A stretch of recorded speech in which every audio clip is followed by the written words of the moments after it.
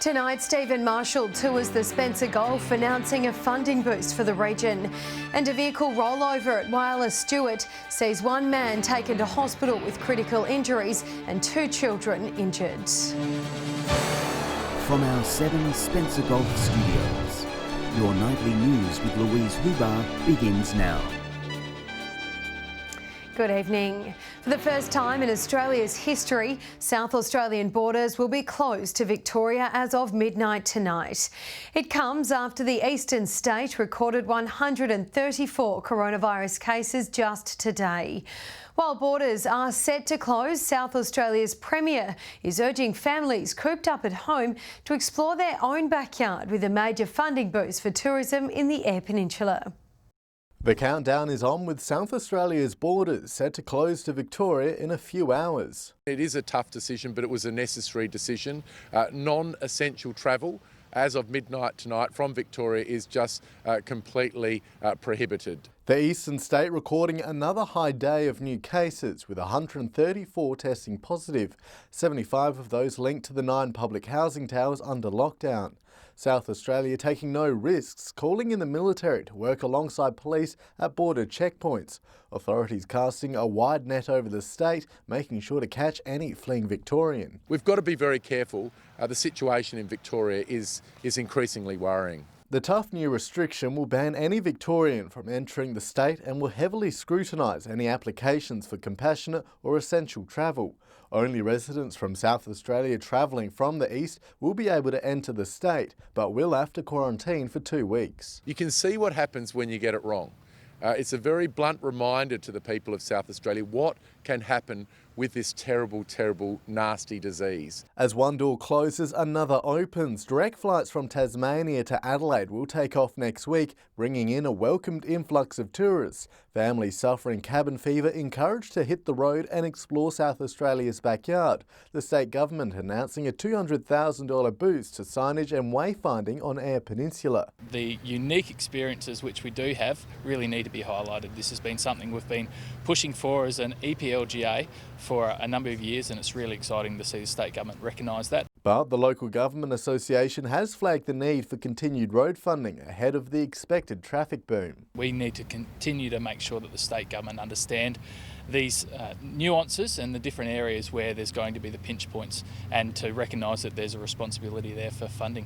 11 councils on Eyre Peninsula will take part in the trial program, rolling out extra camping nodes, Wi-Fi coverage and signage. We're going to use these as a pilot, just to, I suppose, exhibit what the Eyes on Eyre project can deliver for the community and for the visitor economy. There's a huge and increasing number of people that are travelling east-west. Lots and lots of traffic. What we need is a percentage of that to come down onto the Eyre Peninsula. Nathan Regter, 7 Spencer Gulf News.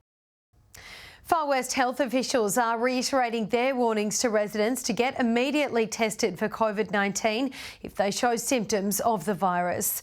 The calls follow increasing testing in border towns which are close to Victoria. It's been 96 days since the Far West area recorded a coronavirus case. The region's health district doing what it can to prevent a second wave. Anyone really who's been in Victoria in the last 14 days must be self-isolating, and if they have any symptoms, they should be getting tested. With New South Wales closing its borders with Victoria, the Far West Health District will be increasing coronavirus testing numbers in nearby towns. They include Wentworth, Dareton and Golgol. There are certain restrictions now. No one from Victoria really is allowed to come into this state unless they meet specific criteria. Broken Hill is almost 300 kilometres away from the nearest Victorian border, but with many travellers visiting in recent weeks, residents showing symptoms will have to be tested. Flu-like symptoms, colds, coughs, itchy throat, all those symptoms really, however mild, people should really take precautions. Patrick Reinke, 7 Spencer Gulf News. A 19-year-old man and an 11-year-old boy have been airlifted to Adelaide to receive medical treatment, while the 12-year-old has been treated for minor injuries following a crash at Whyalla Stuart this morning. Emergency services were called to Sugarwood Crescent at around 11:45 following reports of a single car rollover which had taken place in nearby scrubland. On arrival, paramedics treated the three before conveying them to hospital. Late this afternoon, the 19-year-old was in a critical condition. Major crash investigators are examining the circumstances surrounding the incident. Port Augusta has become the focus of a new push to attract doctors from overseas to work in the area amid ongoing concerns around doctor shortages. The city has been labelled a distribution priority area in an attempt to attract medical graduates to work there. A skills shortage officially being acknowledged. And what that means is they are now able to recruit overseas doctors, offer them a Medicare number in situ. Immigration means that we can probably get them to stay there for 4 or 5 years. Port Augusta now on the map to potentially gain more GPs after being declared a distribution priority area. It will mean that Port Augusta will be able to bolster its workforce, provide extra support for those clinicians and practice nurses providing primary care, emergency care and hospital care for patients. Dr Amanda Bethel has been working in the area for 8 years and has witnessed firsthand the impacts the shortage of medical professionals has on patients. Working in the town, knowing that every day I'm getting people complaining I couldn't get in, I had to wait too long, I had to go to Adelaide to see the doctor because I couldn't see you. Also bearing witness to the demise of a once strong profession in the area. We'd gone from, about 21 doctors in the town to eventually down to now we've got about less than 10 full-time equivalent doctors. And those numbers have been steadily decreasing in that time. The Mayor says with regular waiting times of up to a week, there's a flow-on effect to our broader healthcare system. We'll also relieve our emergency service areas in our hospital as well, because if people can't get a GP and they're still unwell, they're going to go up to the hospital, so then we end up with a crowded area. So this is a great outcome for our city. Dr Bethel excited for what the future may hold for our local medical centres, hopeful their hard work will pay off. This has been something that we've advocated and argued for, and so it's a fantastic outcome that we've achieved this, and now let's hope that this will be the beginning of some more progress in a great direction of attracting more doctors to our town. Laura Milovanovic, 7 Spencer Golf News. Still to come tonight, a Whyalla Cafe back in business, seeing a major increase in visitation, and police report a breach of COVID-19 restrictions.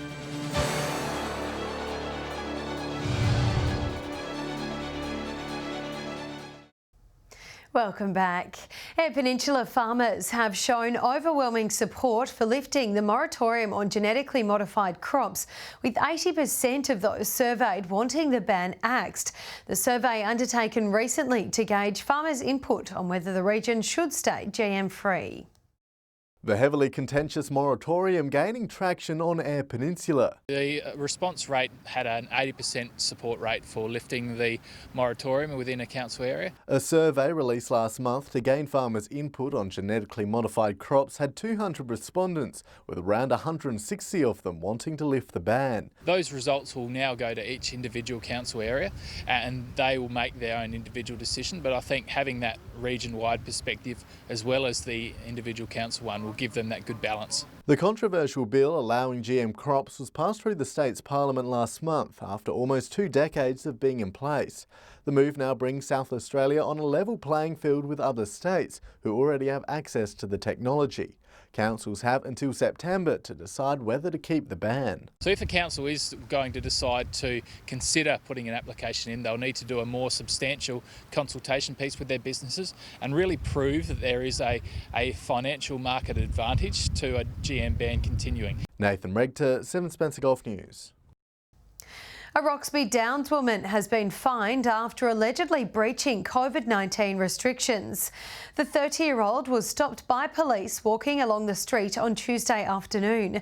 Police then found she had recently returned to South Australia from Victoria and was under a 14-day self-quarantine. She was issued an on-the-spot fine of more than $1,000. A popular Whyalla cafe has had a burst of local support, running at full capacity over the past 2 weeks as it returns to a normal pre-coronavirus pace. With the UniSA campus site dormant during the pandemic, the cafe was unsure whether it would reopen after losing major clientele.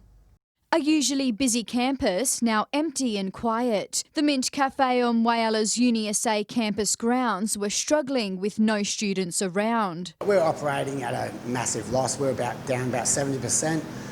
We decided to close because of that. A stressful time for this Mint Cafe owner, unsure what the future held for his business and staff. We were forced to close for 3 weeks, and now since probably the last 2 weeks we have been flat out. Yeah, the public support has been amazing. Now customers cannot wait to get through the doors. The last 2 weeks have been crazy. I think it's really caught us off guard. We weren't really prepared for the amount of support we've had. The cafe running back to full capacity, adhering to strict COVID-19 regulations, and they say it's all because of local support. I really love coming out here. It's a great way to socialise with my family and my friends. They're managing really well, I think, even though it's hard to have everything, organised. It's so good to be almost back to normal, to be out in the public and mingling with people. It feels really good. And why wouldn't you want to support local when all these delicious foods are on offer? Burgers and chips to squid and salads, fresh made cakes. Sophia Contagonis, 7 Spencer Gulf News. Stay with us. After the break, a young boy raises thousands of dollars to buy life-saving equipment for a local hospital. And a business plan to move Port Augusta forward is endorsed.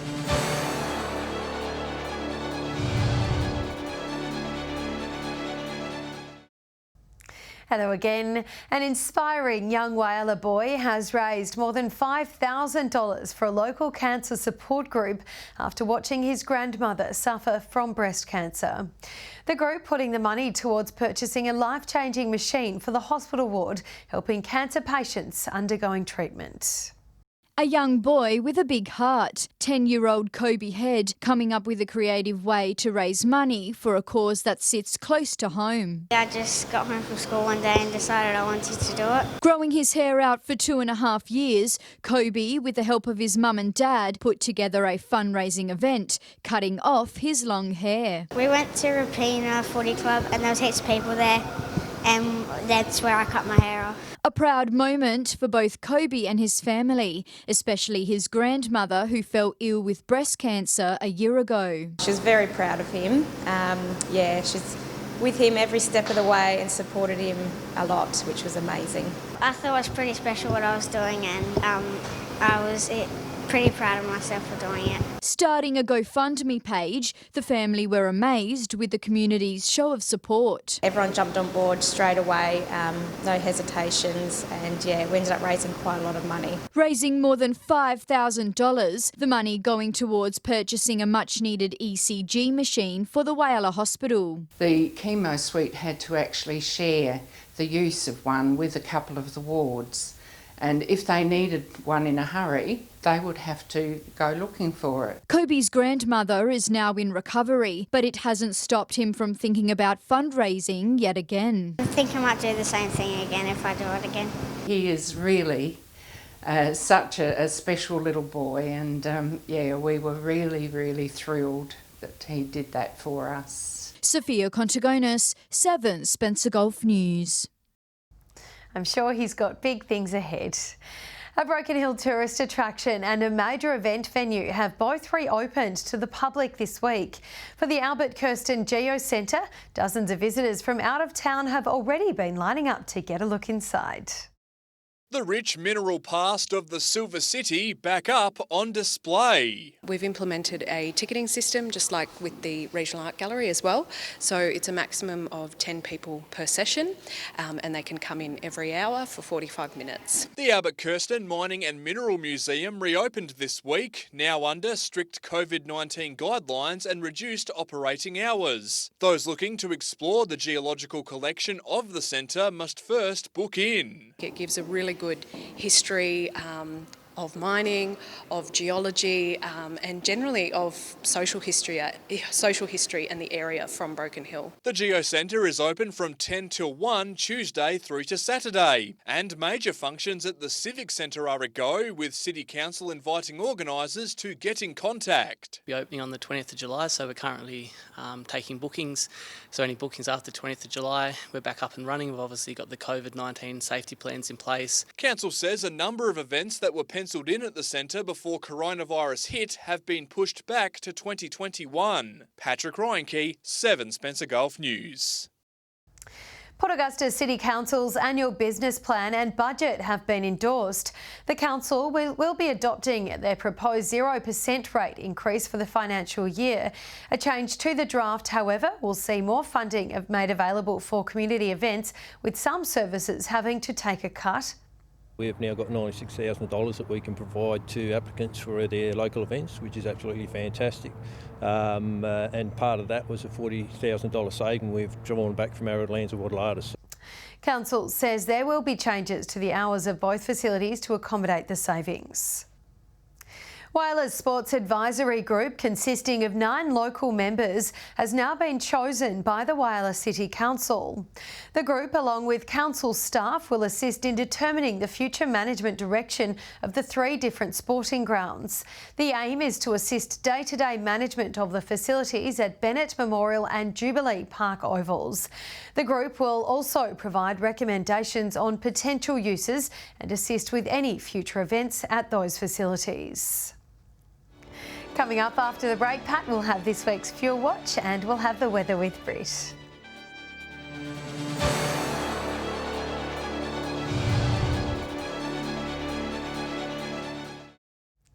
Welcome back. Time now to see how things are shaping up when we head to the Bowser. Here's Patrick Reinke. The first week of school holidays has seen most petrol prices across our regions continue to go up. Starting with unleaded as usual, and one Spencer Gulf township has gone against the trend, and that's Kadina. The average tumbling from $1.22 to $1.18 in the space of 7 days. The only other place to go down is Broken Hill, but the change is the smallest of amounts. Port Lincoln has also seen a small change, but it's on the way up, still hovering on $1.19. Whyalla is paying the most of any place in the Gulf at $1.22. Port Augusta is a cent less. Port Pirie remains the cheapest place in the region to fill up, $1.16 the price there. Adelaide has started its cycle again, rocketing from $1.10 last week to $1.38 this week. Expect that price to fall over the coming days. Turning over to diesel now, and it's a bit of a mixed bag. Port Lincoln and Port Augusta have both broken even and are both on the same price on $1.17. Kadina also in that boat after a 1 cent increase. Port Pirie is a little cheaper on $1.16, but it's on the way up. Whyalla is the most expensive of any Spencer Gulf city, $1.20 a litre. Broken Hill is paying a lot more than any other place though. Here motorists are paying around $1.27 to fill up. Adelaide doing very well at $1.14. Finishing off with a look at Autogas, and there has been some movement. Port Lincoln has enjoyed a small decline and is now paying 91 cents. Whyalla is on the up, jumping to 93, while Adelaide has ticked up to 77. Everywhere else is quiet. Port Augusta and Kadina are sitting on 89 cents, Broken Hill 83 and Port Pirie on 82. Now remember that these prices are the regional averages and they do not reflect any one particular outlet. And if you do find a spot that does sell unleaded, auto gas or diesel for cheaper, be sure to let us know on our Facebook page. Now for a look at the rest of your week's weather, here's Britt Aylen. Thanks Louise and good evening. It was cold this morning, particularly at Snowtown, where the temperature dropped to minus 2.5 degrees at around 5 a.m. Port Augusta recorded a low of minus 1.8 before warming up to a high of 16 this afternoon. Port Pirie was at minus 1.4 at 7:30 this morning, but reached 15 degrees later in the day. 17 was the high at Woodner today. Whyalla reached 16. Broken Hill, Kadina and Cleve all 15 degrees. Port Lincoln and Coffin Bay 14. Clare 12. Looking at today's skies, and we can see patchy cloud over southeastern South Australia, clearing as a broad high pressure system takes over. High jet stream cloud moved over the centre of the state. To tomorrow now, and we will start with the Gulf waters. Northerly winds tending northeasterly at around 10 to 15 knots, with seas around 1 metre. Swells south to southwesterly at around 1 metre also. And it's looking like a partly cloudy Thursday at Port Lincoln, 16 the top, Cleve partly cloudy and 17, Woodna fine and partly cloudy with a high of 19 degrees. Mostly sunny at Whyalla tomorrow, 18 the high. Another cold night ahead for Port Augusta with an expected low of 0 degrees, morning frost, and warming up to a mostly sunny 19 degrees there. Kadina mostly sunny with a top of 15. Morning frost at Port Pirie tomorrow, defrosting to a mostly sunny afternoon, a high of 17 degrees. Broken Hill also mostly sunny and 17. Clare mostly sunny with a top of 14 degrees tomorrow. Now let's take a quick look ahead to the end of the week. Showers expected across the Spencer Gulf on Friday, remaining dry at Broken Hill with a partly cloudy 19 degrees on the forecast. Port Augusta 18, Whyalla 17, Woodna and Port Pirie both 15, Kadina 14, Port Lincoln 13. And that wet weather is set to continue across the weekend. Fine again at Broken Hill on Saturday with showers forecast for the Spencer Gulf. A high of 17 at Port Augusta, Whyalla 16, Woodna and Broken Hill 15, Port Pirie, Kadina and Port Lincoln all with tops of 14 degrees on Saturday. Sunday, showers about the lower eastern and Lower Eyre Peninsula, Mid-North and York Peninsula forecast districts. Fine and partly cloudy elsewhere with maximum temperatures in the mid to late teens. And Louise, that is the forecast. It's back to you. Thank you for that, Britt. And that wraps up your local news for this Wednesday evening. Thank you as always for joining us. We'll see you later with updates. Good night.